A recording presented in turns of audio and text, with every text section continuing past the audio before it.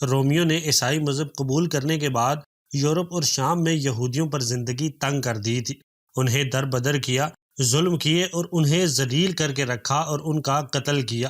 جان بچانے اور چین سے جینے کے لیے یہودی ان علاقوں کی طرف رخ کرتے جہاں مسلمانوں کی حکومت ہوتی۔ رومیوں کے عیسائیت قبول کرنے کے بعد بیت المقدس سے یہودیوں کو نکالا گیا اور ان کی عبادت گاہیں تباہ کر دی گئی۔ اس کے بعد حضرت عمر رضی اللہ تعالیٰ عنہ کے دور خلافت میں بیت المقدس کی فتح کے بعد یہودیوں کو شہر میں آنے کی اجازت ملی۔ آج کی ویڈیو میں ہم فلسطین اور یروشلم کی تاریخ کے بارے میں بات کریں گے، لیکن ہمیشہ کی طرح ویڈیو کا باقاعدہ آغاز کرنے سے پہلے ویلتھ آف انفارمیشن کے تمام دیکھنے اور سننے والوں کو محمد احسن کی طرف سے السلام علیکم۔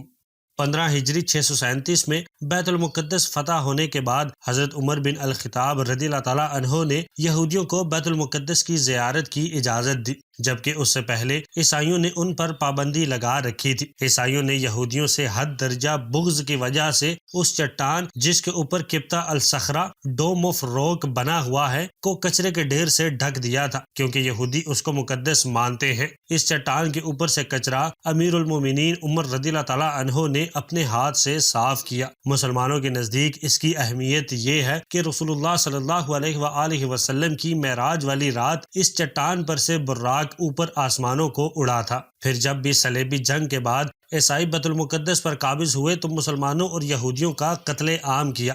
سلطان صلاح الدین ایوبی رحمۃ اللہ علیہ کے بیت المقدس فتح کرنے کے بعد اور بعد میں طویل عرصہ تک سلطنت عثمانیہ کے زمانے میں یہودی قلیل تعداد میں رہے، لیکن عیسائی ظلم و ستم اور ذلت و خواری والی زندگی سے بہتر حالت میں رہے۔ 19ویں صدی میں یورپ اور روس میں یہودیوں کے خلاف عیسائیوں میں شدید نفرت اور مظالم پھر سے ابھرے۔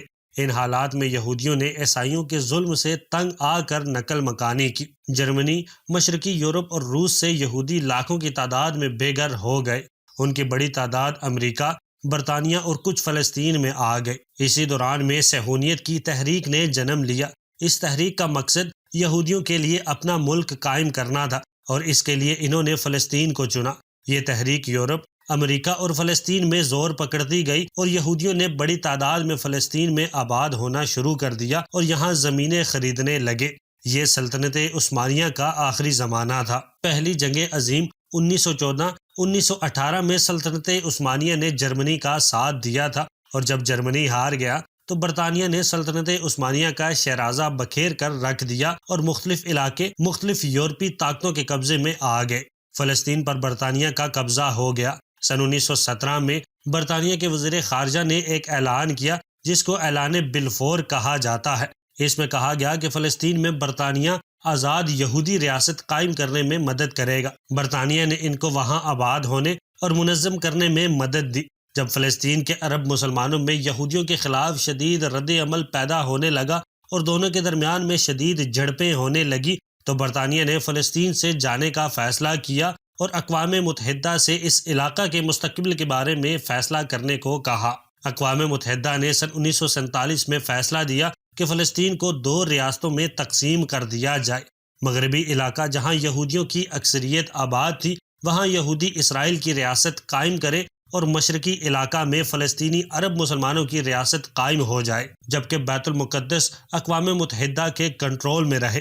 یہودیوں نے اس فارمولے کو قبول کر لیا، جبکہ فلسطینی مسلمانوں اور عرب ممالک نے اپنے درمیان میں ایک یہودی ریاست کے قیام کو یکسر مسترد کر دیا۔ یہودیوں نے 14 مئی سن 1948 کو اسرائیل کے قیام کا اعلان کیا تو اسرائیل اور عرب ممالک کے درمیان میں جنگیں چھڑ گئی۔ یہ جنگیں سن 1967 تک چلتی رہی۔ جنگ کی شروعات میں اسرائیل نے مغربی بیت المقدس پر قبضہ کر لیا اور فلسطین کے کچھ اور علاقے بھی اپنے قبضے میں لے لیے۔ بقیہ فلسطین کے مختلف علاقوں پر مصر، شام، لبنان اور اردن کا قبضہ ہو گیا۔ بیت المقدس کا مشرقی علاقہ جس میں حرم شریف اور مسجد اقصیٰ سمیت مقدس مقامات ہیں اردن کے قبضے میں تھا۔ یہ صورتحال سن 1967 تک قائم رہی۔ سن 1967 کی عرب اسرائیل جنگ کے اختتام پر اسرائیل کا پورے فلسطین پر قبضہ ہو گیا۔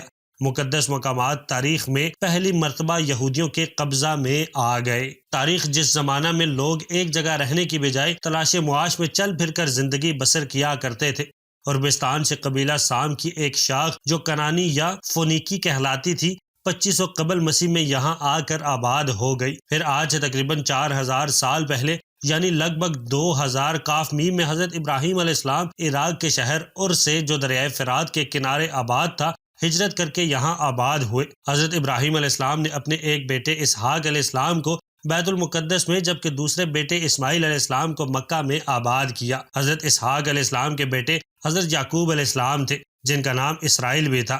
ان کی اولاد بنی اسرائیل کہلائی۔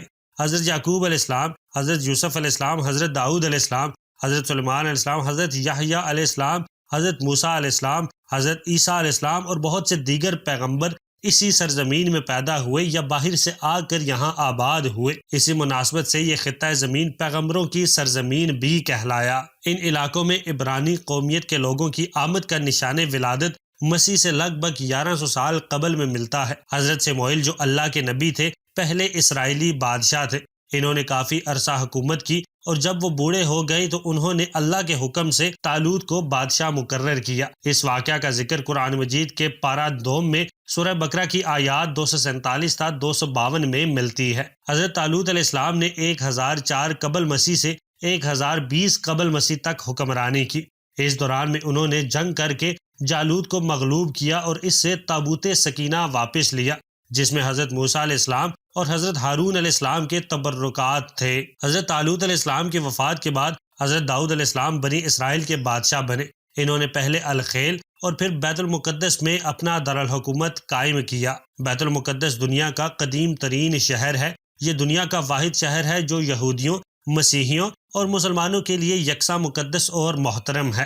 اس شہر کا موجودہ نام یروشلم حضرت داؤد علیہ السلام نے رکھا تھا۔ حضرت داؤد علیہ السلام نے 1004 قبل مسیح سے 965 کاف میم تک 33 سال حکمرانی کی۔ ان کے بعد ان کے بیٹے حضرت سلیمان علیہ السلام نے 965 کاف میم میں حکومت سنبھالی جو 926 قبل مسیح تک 39 سال تک قائم رہی۔ حضرت سلیمان علیہ السلام کی وفات کے بعد اسرائیل کی متحدہ ریاست 2 حصوں سامریہ اور یہودیہ میں تقسیم ہو گئی۔ دونوں ریاستیں ایک عرصے تک باہم دست و گریبان رہی۔ 598 قبل مسیح میں بابل کے بادشاہ بخت نصر نے حملہ کر کے یروشلم سمیت تمام علاقوں کو فتح کر لیا اور شہر کی اینٹ سے اینٹ بجا کر بادشاہ اور ہزاروں شہریوں کو گرفتار کر کے بابل میں قید کر دیا۔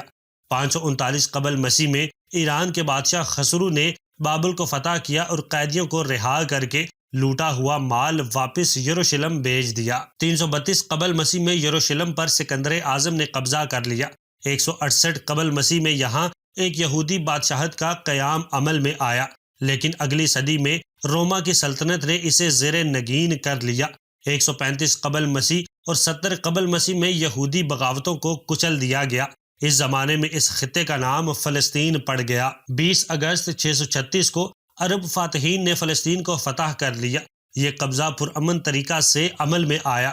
463 سال تک یہاں عربی زبان اور اسلام کا دورہ رہا، تاہم یہودی ایک اقلیت کی حیثیت سے موجود رہے۔ 11ویں صدی کے بعد یہ علاقہ غیر عرب سلجوق، مملوک اور عثمانی سلطنتوں کا حصہ رہا۔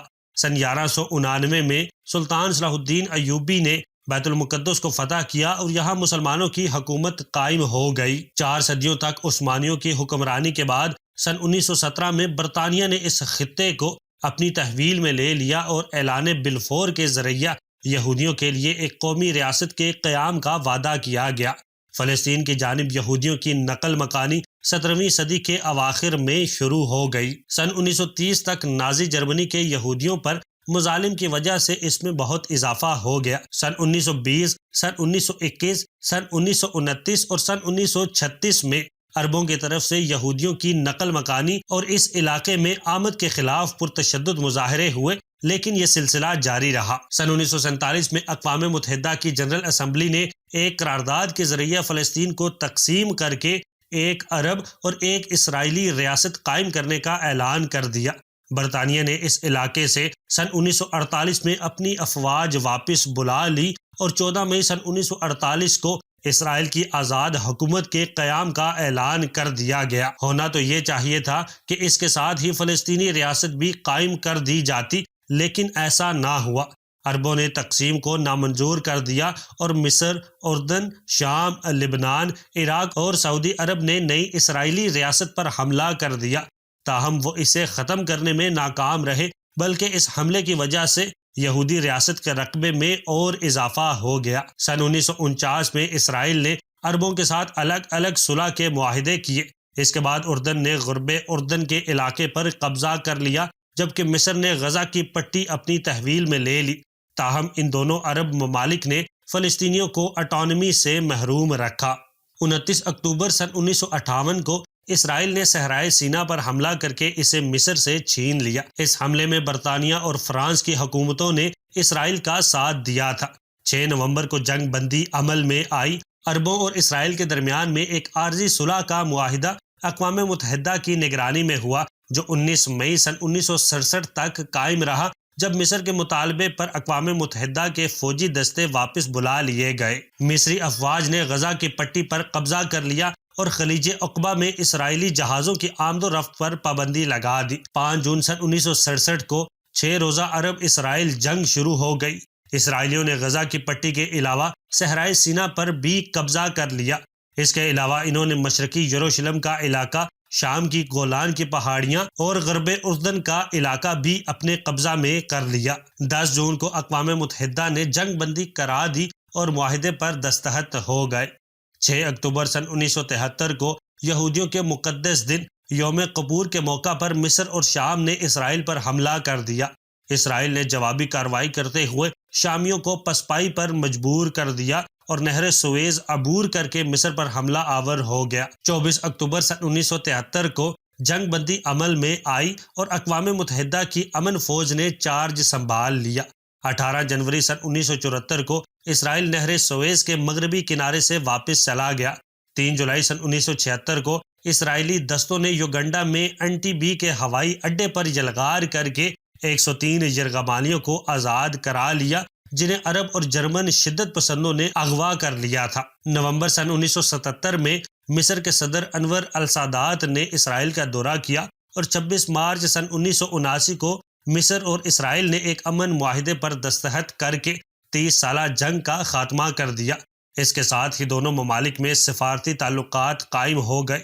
3 سال بعد سن 1982 میں اسرائیل نے مصر کو صحرائے سینا کا علاقہ واپس کر دیا۔ جولائی سن 1980 میں اسرائیل نے مشرقی یروشلم سمیت پورے یروشلم کو اسرائیل کا دارالحکومت قرار دے دیا۔ 7 جون سن 1981 کو اسرائیلی جیٹ جہازوں نے بغداد کے قریب عراق کا ایک ایٹمی ری ایکٹر تباہ کر دیا۔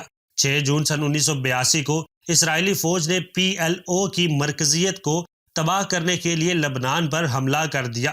مغربی بیروت پر اسرائیل کی تباہ کن بمباری کے بعد PLO نے شہر کو خالی کرنے پر رضامندی ظاہر کی۔ اسی سال 14 ستمبر کو لبنان کے نو منتخب صدر بشیر جمائل کو قتل کر دیا گیا۔ 16 ستمبر سن 1982 لبنان کے مسیحی شدت پسندوں نے اسرائیل کی مدد سے 2 مہاجر کیمپوں میں گھس کر سینکڑوں فلسطینیوں کو ہلاک کر دیا۔ اس سفاکانہ کارروائی پر اسرائیل کو دنیا بھر میں شدید مذمت کا نشانہ بننا پڑا۔